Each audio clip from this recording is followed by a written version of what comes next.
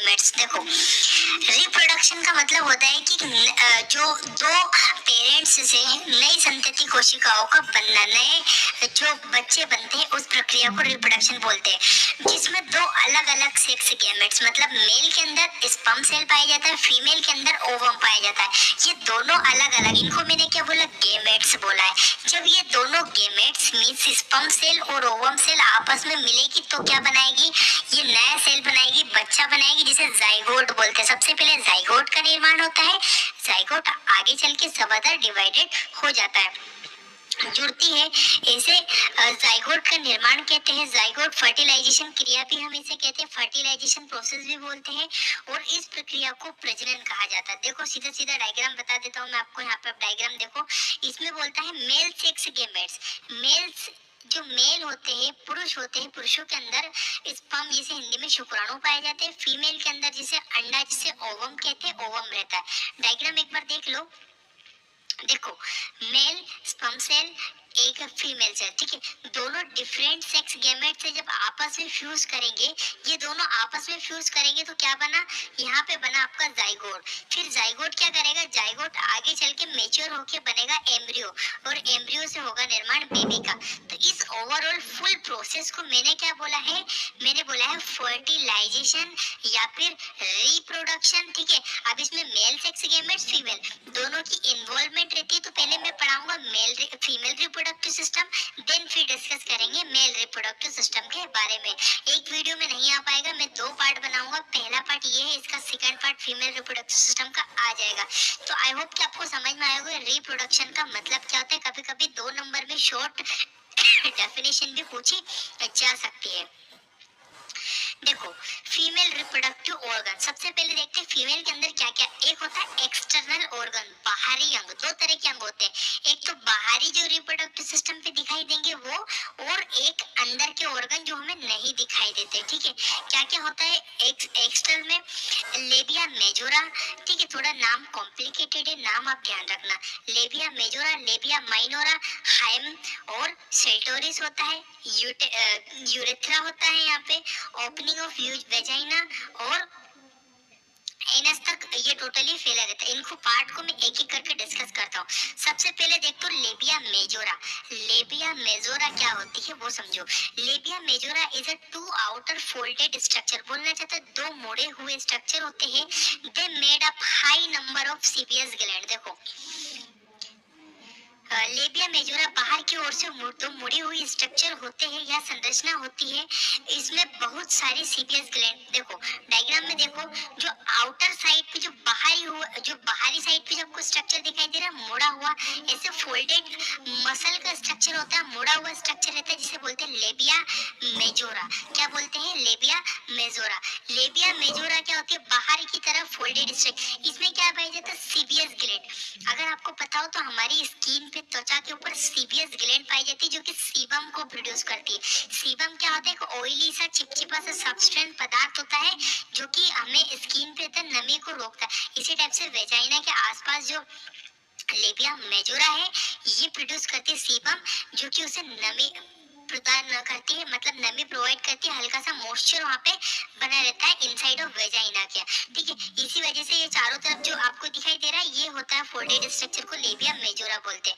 Next part पे पढ़ता हूँ मैं, लेबिया माइनोरा। अब लेबिया माइनोरा क्या होती है, labia minora is also two folded structure. ये भी दो मुड़े घुमावदार स्ट्रक्चर होते हैं, which is present between the labia majora. Labia majora देखो, पहले हमने क्या पढ़ी, बाहर की तरफ से थी लेबिया मेजोरा की एक फोल्डेड स्ट्रक्चर।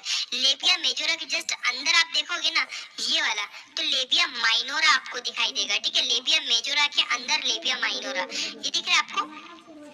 ये स्ट्रक्चर जो है बाहर वाला लेबिया मेजोरा का था, और अंदर वाला लेबिया माइनोरा बोलेंगे उसको। वो भी दोनों साइड फोल्डेड स्ट्रक्चर रहते हैं, ठीक है। लेबिया माइनोरा भी तो मुड़ी हुई संरचना होती है। लेबिया माइनोरा मेजोरा के स्थित बीच में जो होता है स्ट्रक्चर, इसमें कई सारी जो सीबियस ग्रंथियां पाई जाती है, उसमें भी सीबियस ग्लैंड मिलेगी। लेबिया मेजोरा हमने जो पढ़ी, और लेबिया माइनोरा, ठीक है। लेबिया माइनोरा के अंदर भी पाया जाएगा, और लेबिया मेजोरा जो बताई थी उसके अंदर भी पाया जाएगा।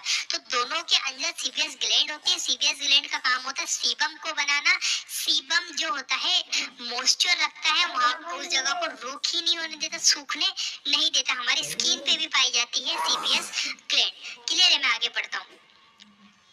Clitoris क्या होती है? Clitoris is a small structure which is present outer side of vagina. It has many sensory nerves which produce a signal for production of sex hormone. देखो डायग्राम में ये ऊपर की साइड का आपको स्ट्रक्चर दिखाई दे रहा है।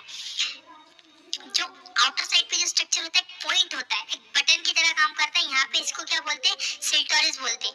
Clitoris क्या करता है? ये बहुत सारी नर्व सेल से मिलकर, जो कि डायरेक्टली कहा ब्रेन से कनेक्टेड रहती है, जब इसको टच होता है या इसको अब सेंसरी नर्व्स होती है, सेंसेशन करती है और सेक्स हार्मोन्स को प्रोड्यूस करवाने में मदद करती है। ठीक है, इसको एक बार हिंदी में एक्सप्लेन कर देता हूँ मैं।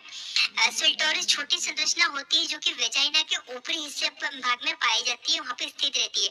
यहाँ कई विभिन्न प्रकार की न्यूरॉन्स नर्व सेल से मिलकर बनी होती है, जो कि सेक्स हार्मोन्स बनाने के लिए सिग्नल उत्पन्न करते हैं, जो कि क्या करते हैं? सेक्स हार्मोन्स को प्रोड्यूस करते हैं। यहाँ पे स्ट्रक्चर होता है वेजाइना के सबसे अपर। तो ये था एक्सटर्नल पार्ट। अब हम आते हैं इंटरनल पे। इंटरनल आंतरिक जनन अंग।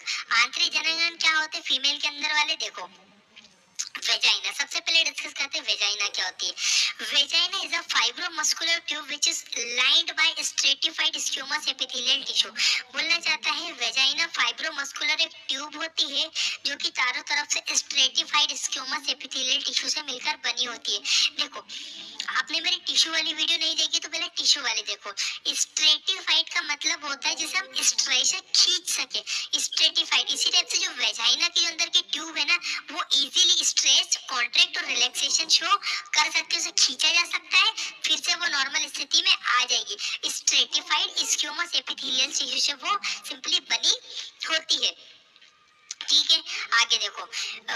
अपर end of vagina is connected with cervix and lower end of vagina is connect with anus। देखो डायग्राम में ये वाली जो ट्यूब दिखाई दे रही है आपको, सबसे नीचे वाला भाग ये होती है वेजाइना। इसका जो सबसे ऊपर वाला भाग है, जो ऊपर वाला एंड है, यहाँ पे सर्विक्स से जुड़ा होता है, और सर्विक्स के ऊपर जाएंगे तो फिर यूटेरस आ जाता है। ठीक है, तो हम इसके बारे में भी डिस्कस करेंगे, पर वेजाइना पहले समझ लो। तो वेजाइना सबसे लोअर पार्ट है, ट्यूब होती है। कौन सी ट्यूब होती है भैया? फाइब्रोमस्कुलर ट्यूब होती है, जिसके अंदर एक स्पेशल टाइप के टिश्यू पाए जाते हैं, जिन्हें क्या बोलते हैं हम? Stratified स्क्यूमस epithelial tissue. ठीक है, वेजाइना का ऊपरी भाग और निचला भाग एनस से जुड़ा रहता है। ऊपरी भाग जो सर्विक्स से, और नीचे वाला भाग एनस से। देखो डायग्राम में, इस वाले डायग्राम में देखो, अब बैक साइड पे जाता हूँ मैं। ये वाला डायग्राम में ये वाला जो आपको पोर दिखाई दे रहा है, ये वेजाइना वाला हिस्सा है। ठीक है, इसका ऊपरी वाला भाग जो अंदर से जुड़ा रहता है, अंदर जब जाती है तो कहाँ जुड़ा? सर्विक्स से गर्भाशय तक जाता है। बाहर वाला एरिया यहाँ पे एनस होता है, मलाशय जिसे कहते हैं। एनस के थ्रू क्या होता है कि जो भी स्टूल वगैरह बाहर पासेस होती है, यहाँ तक कनेक्टेड रहता है। ठीक है, ये चीज समझ में आई आपको कि जो वेजाइना वाला अपर भाग है सर्विक्स से कनेक्टेड है, लोअर वाला भाग जो होता है एनस तक जाता है। ठीक है,